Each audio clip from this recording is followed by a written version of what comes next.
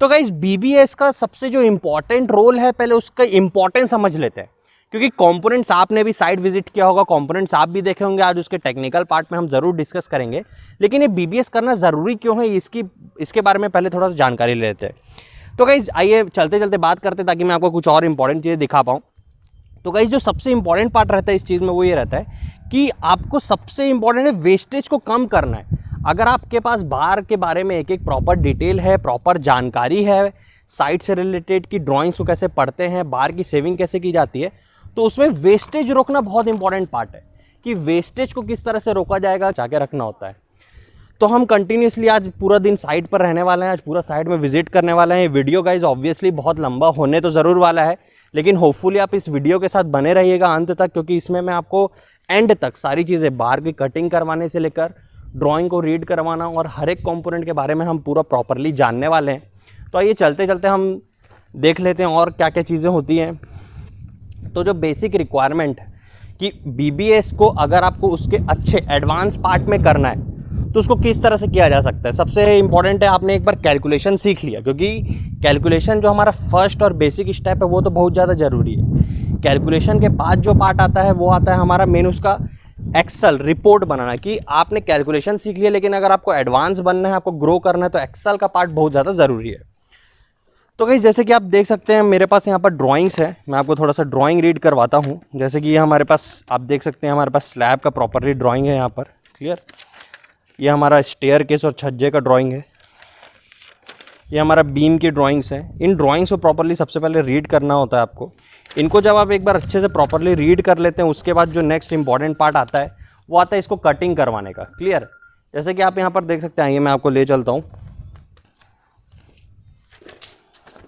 यहाँ देखिए, ये हमारा जहाँ पर बार्स कट होके रखी हुई है प्रॉपरली शेप में, ये यहाँ पर मैं आपको दिखा देता हूँ। ये फुटिंग के लिए जो हमारी मैश लगने वाली है फुटिंग की, उसके लिए यहाँ पर बार्स को काट के रखा हुआ है। और ये कॉलम के लिए स्टीरअप्स का इस्तेमाल यहाँ पर हुआ है।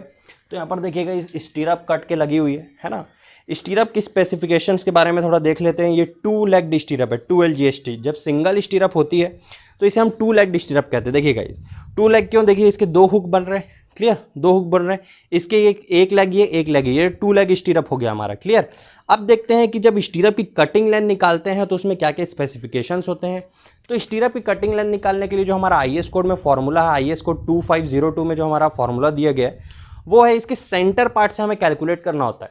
इसके सेंटर टू सेंटर डिस्टेंस निकालना होता है। अगर आपको पूरी डिटेल एग्जैक्टली कैसे इसकी कटिंग लेंथ निकालते हैं और कैसे सारी चीज़ें इससे कैलकुलेट की जाती है, तो बिल्कुल आप हमारे वेबसाइट पर विजिट कर सकते हैं www.civilguru.com। उसमें आपको सारी जानकारी मिल जाएगी, ये सारी चीज़ें कैसे कैलकुलेट होती हैं, किस तरह से हमें सारी चीज़ें निकाली जाती है। 90 डिग्री यहाँ पर बेंड हुआ है हमारा, तो 90 डिग्री बेंड के लिए बेंड डिडक्शन एक और इम्पॉर्टेंट पार्ट है हमारा बीबीएस निकालने के लिए, कि अलग अलग एंगल्स में बार्स को बेंड किया जाता है। पहला होता है 45 डिग्री में बेंड किया जाता है, 90 डिग्री में, 135 डिग्री में, अलग अलग तरह से बेंड किया जाता है। इस बार को बेंड करने के बाद जो हमारा नेक्स्ट पार्ट आता है, इसको फ्रेमिंग करना। तो आइए मैं आपको यहाँ पर दिखाता हूँ। यहाँ पर जो हमारा फुटिंग के लिए मैश है यहाँ पर बन के तैयार है। यहाँ आप देख सकते हैं कि यहाँ पर फुटिंग का एक मैश रेडी है, फुटिंग का मैश तैयार है, फुटिंग में लगने वाला है। ये मैश यहाँ के फुटिंग में लगेगा। अभी हम चलते हैं फुटिंग के भी साइड को देखने के लिए कि फुटिंग में मैश किस तरह से लगता है। तो गाइस जो सबसे इंपॉर्टेंट पार्ट है फुटिंग के बारे में समझने की, कि जिसमें जितना भी स्टील लगा है, स्टील क्यों लगता है उसको अगर आपने समझ लिया तो बार के इंपॉर्टेंस भी आप समझ जाएंगे आसानी से। स्टील इसी वजह से इस्तेमाल होता है क्योंकि उस पर जो लोड आने वाला है, जैसे कि फुटिंग में कौन सा लोड के लिए हम डिज़ाइन करते हैं, पंचिंग लोड, यानी कि पंचिंग शेयर के लिए हम डिज़ाइन करते हैं। इसी वजह से इसके अलग अलग शेप्स, अलग अलग बार के डायमेंशंस और इसके डाया स्पेसिंग उसी लोड पर डिपेंड करता है कि जो पंचिंग शेयर को रजिस्ट करना है फुटिंग को, उसी के लिए ये स्टील का इस्तेमाल होता है उसमें, जिसमें कि अलग अलग डाया, अलग अलग स्पेसिंग का बार्स यूज़ होता है। तो अब हम चलते हैं इसको फुटिंग पर एग्जैक्टली साइड पर देखते हैं कि किस तरह से उसका यूज़ हुआ है।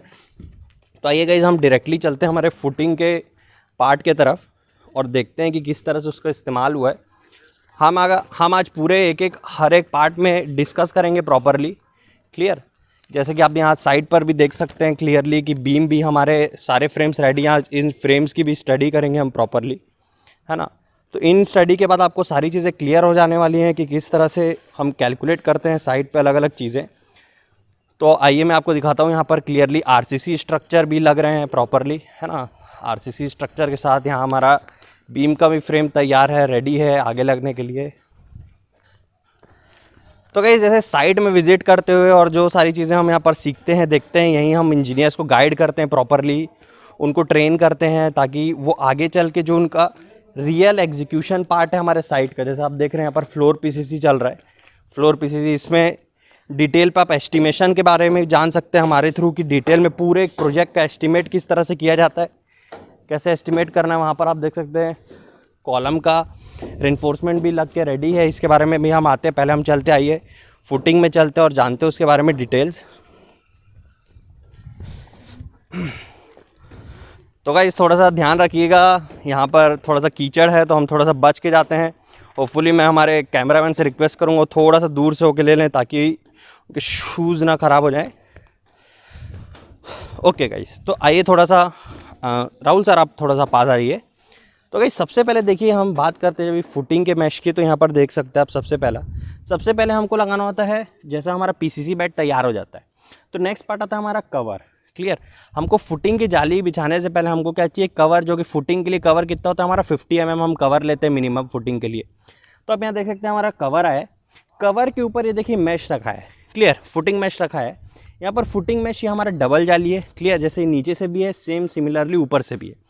फुटिंग का मैश का बीबीएस निकालना वेरी वेरी इजी, बहुत आसान है। अगर आप एक बार ड्राइंग पढ़ लेते हैं आसानी से तो आपको आगे के पार्ट्स कैलकुलेट करना बहुत ज़्यादा आसान हो जाता है। तो सबसे पहले हम देखते हैं जो यहाँ पर हमारा मैश लगा है फुटिंग का, क्लियर, यहाँ पर आप देख सकते हैं 2 एक्सिस पे बार लगे, क्लियर। अगर हम बात करते हैं इस ये वाले एक्सिस को एक्स एक्सिस की बात करते हैं, ठीक है, और वाले एक्सिस को वाई एक्सिस की बात करते हैं।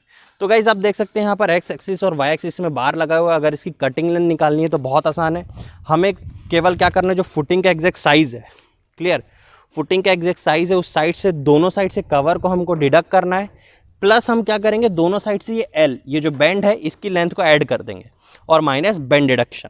जब ये सारी चीज़ें करते हैं तो हम साइड में आसानी से निकाल सकते हैं। मैं आपको थोड़ा सा और क्लोजअप दिखाना चाहूँगा। राहुल जी आप आ जाइए, थोड़ा हमारे व्यूअर्स को और दिखाएं क्लोज से, कि देखिए गाइस जब मैं आपको दिखा रहा हूँ आप यहाँ देख सकते हैं ये, तो आप यहाँ पर देख सकते हैं कि देखिए अलग अलग स्पेसिंग में हमारे बार लगे हैं। आप यहाँ पर देख सकते हैं प्रॉपरली जो ये वाले एक्सिस में बार लगे हैं गाइस, ये देखिए इनकी स्पेसिंग अलग है, क्लियर, यहाँ पर स्पेसिंग अलग है प्रॉपरली, और जो हमारे वाई एक्सिस के अलॉन्ग बार लगे हैं यहाँ पर स्पेसिंग अलग है, क्लियर। यहाँ पर ये हमारा 12 mm का बार यूज़ हुआ है यहाँ पर फुटिंग में, क्लियरली। अगर आपको पढ़ना है कि बार का डाया कितना है, अगर आपको स्टार्टिंग में कन्फ्यूजन होता है कि बार का डाया किस तरह से पढ़ा जाता है, तो आइए मैं थोड़ा सा और एक क्लोजअप दिखा देता हूँ। हाँ राहुल जी यहाँ पर लाएंगे, थोड़ा हमारे व्यूअर्स को दिखाएं गाइस। तो जो हमारा बार है उसमें आपको देखने को मिल जाता है यहाँ पर उसका क्या प्रॉपरली, उसके डाया क्या है और उसका ग्रेड क्या है, यहाँ पर आपको देखने को मिल जाता है क्लियरली। आप वहाँ पर देख सकते हैं कि वहाँ पर उसका डाटा लिखा है, यहाँ पर भी आप देख सकते हैं, क्लियर, FE 500 यूज़ हुआ है।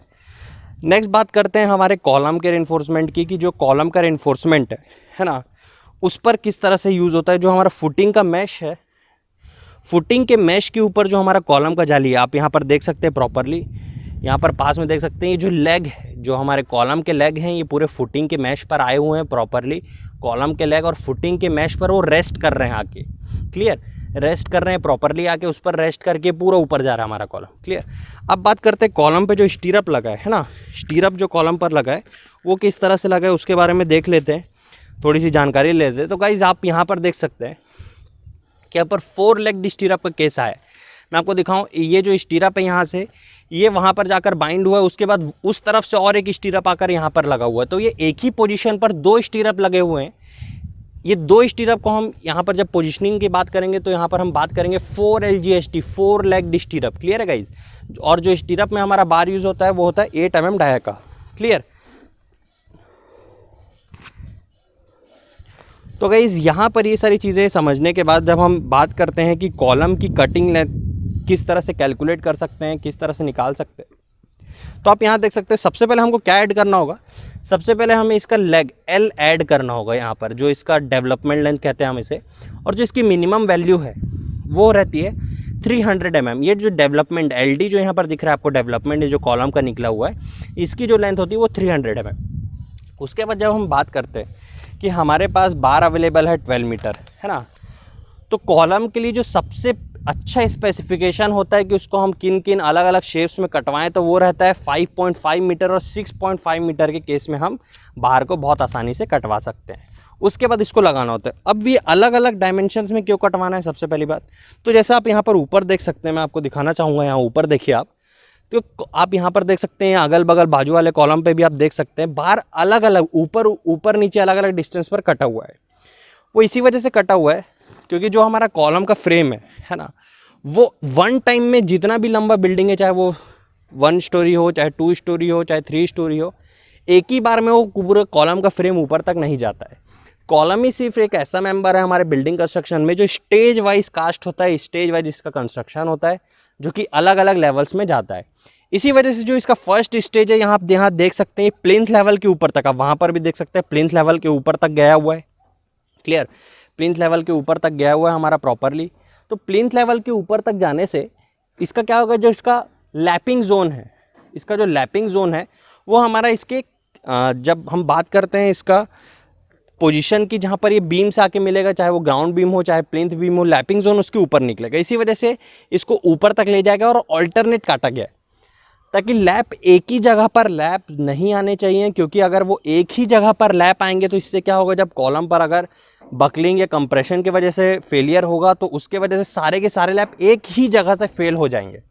इसी वजह से वो फेलियर को बचाने के लिए हम क्या करते हैं, जब कॉलम को अलग अलग लैपिंग जोन्स पे काटते हैं, अलग अलग डिस्टेंस में काटते हैं, और जो नियर अराउंड जो हमको डिस्टेंस मेंटेन करना होता है, जो डिस्टेंस बचाना होता है दोनों लैप के बीच में, वो रहता है 1 मीटर, क्योंकि 5.5 और 6.5 मीटर पर जब हमारी 12 मीटर की बार कटवाएंगे तो गाइज ऑब्वियसली 1 मीटर का हमारे पास उसमें स्पेसिंग और गैपिंग बचता है। तो गाइज जैसे कि मैंने आपको बताया था कि ऊपर जाकर छूटता है, जैसे अभी हम हमारे एक्सकेवेशन पार्ट में थे, अभी हम आ चुके हैं हमारे ग्राउंड लेवल पर। अभी आप देख सकते हैं यहाँ पर हमारा ग्राउंड बीम आके लगा हुआ है हमारे कॉलम पर, और ये जो ग्राउंड बीम है ये सपोर्ट, ये हमारा जंक्शन पार्ट हो गया। क्लियर गाइज, ये हमारा जंक्शन पार्ट हो गया जहाँ पर कॉलम और बीम आकर मिल रहा है।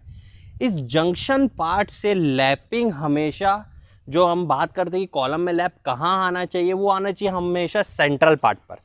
जैसे कि आप देख सकते हैं कि जंक्शंस पर लैप नहीं आया है, जंक्शंस तक बाहर आके नहीं छूटे। जंक्शन से L/4 डिस्टेंस, L क्या होता है, इस जंक्शन से लेकर जो हमारा स्लैब बीम है, जो स्लैब है उसके बीच तक का जो कॉलम का स्पान होता है टोटल, जैसे मान लेते हैं जो हमारा 3 मीटर का स्पान है, तो L/4 3000/4 जो हमारा टोटल रहेगा mm में, जो 3000/4 के डिस्टेंस पर हमारा ये बाहर आकर छूटेगा, L/4 तक इसका लैपिंग जोन आना चाहिए, और ये हमेशा अलग अलग कटा होना चाहिए। अब आप यहाँ पर क्लियरली देख सकते हैं कि जो हमारे टोटल 8 नंबर ऑफ बार्स लग रहे हैं हमारे कॉलम में, तो 8 नंबर ऑफ बार्स में देखिए 4 बार से एक पर्टिकुलर डिस्टेंस तक आकर कटे हुए हैं, और बाकी 4 बार उसके थोड़ा कुछ डिस्टेंस ऊपर निकाला है। ये डिस्टेंस कितना होगा, 1 मीटर नियर अराउंड इसका डिस्टेंस होगा दोनों के लैप जोन में।